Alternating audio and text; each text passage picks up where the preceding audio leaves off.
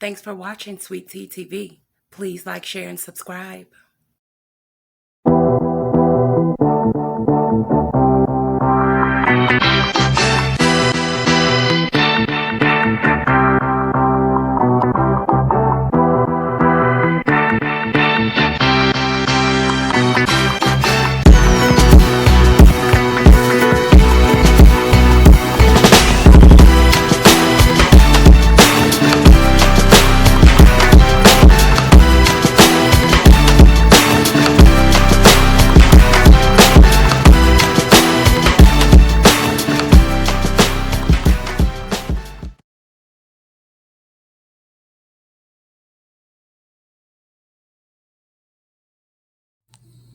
Jimi Hendrix's death has remained a mystery since he was found in a London hotel on September 18th, 1970. But how did Jimi Hendrix die? Was Jimi Hendrix's death caused by an overdose, an accident, suicide, or premeditated foul play? Let's find out, guys, and try to uncover as much as we can, scratch the surface, and bring out the facts. Over a half a century after the tragic events of September 18th, 1970, confusion still remains as to what actually happened with him passing away. Jimi Hendrix's death at the age of 27 saw him joining the so-called 27 Club, and that sparked questions and persistent rumors surrounding his death.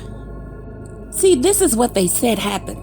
Jimi Hendrix spent the night before his death drinking wine and smoking hash with his girlfriend Monica. The pair allegedly left her London apartment in the Sharmark Hotel in Notting Hill, and they attended a party. And see, this party was hosted by the singer's business associates, and then they returned back to Monica's apartment around 3 a.m. Others claimed he was murdered by his manager, Michael Jeffrey, for his lucrative life insurance policy, which was worth millions. So the question is, what really happened? Hendrix was born James Marshall Hendrix on November 27, 1942, and he was born in Seattle, Washington. And Hendrix took up a fascination with music very early in his life. And his father recalled tripping on a broom in Jimmy's room. See, Jimmy was using that broom as a practice guitar. After that, he received his first guitar at the age of only 11 years old. And believe it or not, guys, Jimmy joined his first band by the age of 13.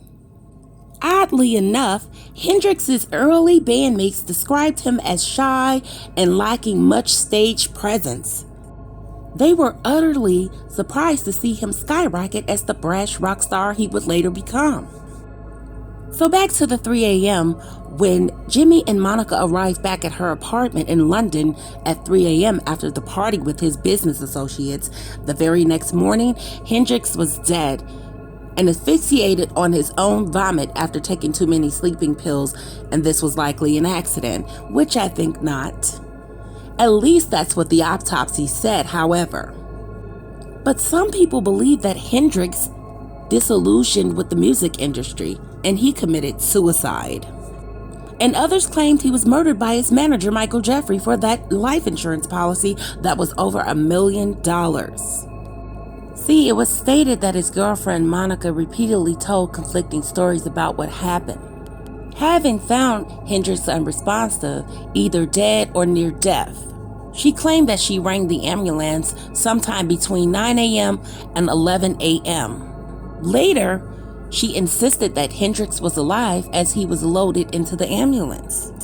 But that version of events is at odds with Eric Burton's recollections. He claimed after a frantic call from Monica, he came to the hotel at just around dawn, just in time to see the ambulance disappearing down the street. In the hotel room, he found a poetic note penned by Hendrix, and it was titled The Story of Life and assumed it to be a suicide note. He then told anyone who cared to listen, Hendrix had overdosed intentionally. As Philip Norman points out, there are significant inconsistencies in the accounts. Most notably, over the time the ambulance was called, Both are at odds with the official records, which show an ambulance being dispatched at 11:18 a.m. See, people were trying to say that his lethal cocktail for a man already in poor physical condition, meaning that he was vomiting in his sleep and he couldn't clear his airway, is bullshitty shoulda. I just did a story on Prince and they were trying to say the same thing about Prince. Oh, he overdosed on opiates. He was in bad health, and we saw Prince interview in the month of April. He might not have been feeling well, but he was not near death. Okay, and neither was Hendrix. But they're coming up with these excuses saying that it was the drugs, they were sick already. I am not buying this, guys. Let me know what you guys think about this. And see, the reason that I'm stating this right here, because I just caught a red flag. Remember, guys, that night, him and Monica went to a party that was conducted by his business associates. They were drinking wine. They were allegedly doing hash, probably smoked a little little cookies. I can't imagine somebody who's sick and near death was able to leave the apartment and do that. How was he out having a great time and all of a sudden his condition was poor and he was near death? Let's pay attention to the details, guys.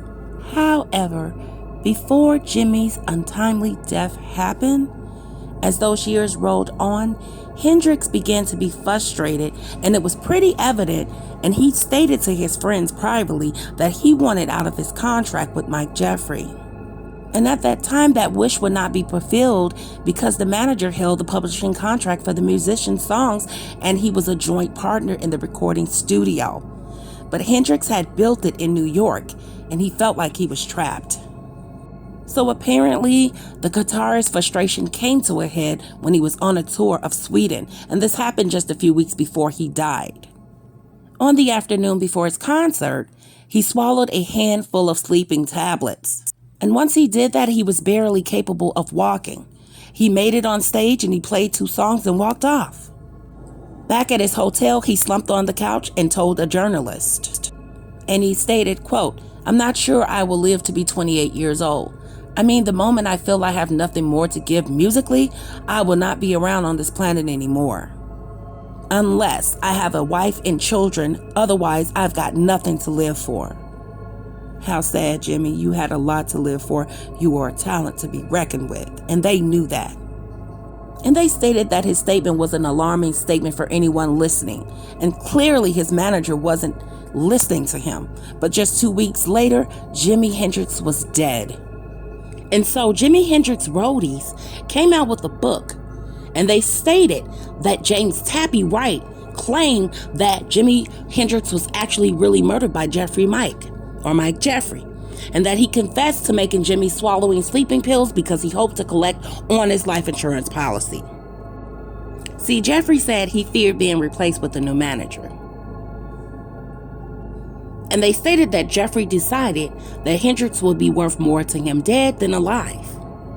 And see, Jeffrey was allegedly the beneficiary to the guitarist's $2 million life insurance policy. Now, I've heard about Mo3, I've heard about these contracts with Empire, and it seems that these people who are signing, these artists who are signing these record deals, they have insurance policies on these artists. It's just like a job. It is a job.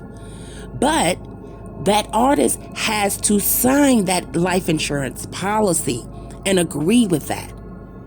But why would a manager want to have a life insurance policy on their artist?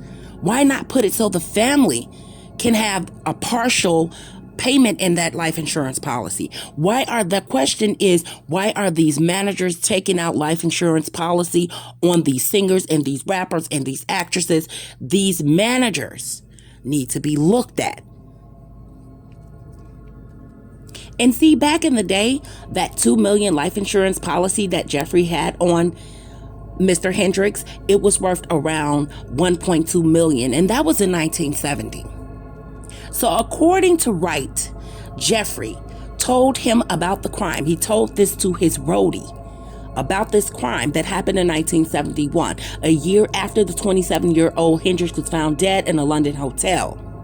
And this is what he said, quote, that Mr. Wright told him. He said that he had to do it. "I had to do it, Tappy.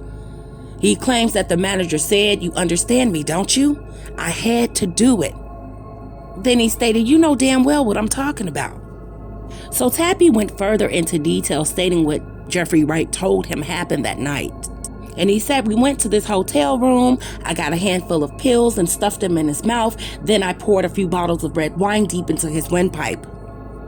And Jeffrey said that he was so distraught that he could still hear the conversation inside of his brain. And Wright wrote of Jeffrey's confession.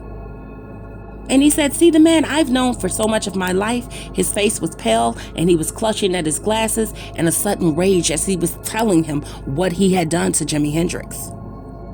And see, after that, Hendrix's manager, Mike Jeffrey, died in a plane crash in 1973. Karma is a bitch, Michael. So if Mike Jeffrey did all of this to Jimi Hendrix's girlfriend, Monica, apparently was there, and she had to be in on it. She knew exactly what happened, and she covered for Michael. The question is, why? If Jimi Hendrix was your man and you was in love with him and y'all were together, why would you let this man do this to your man? Monica, girl, you got some things to answer because you were the one giving inconsistent stories. You knew what happened because you were there, allegedly. This story is very, very fishy, but however, this was the confession from his manager, Michael Jeffrey. What do you guys think? Like the video, subscribe to my YouTube channel, and hit that notification bell. Until the next video.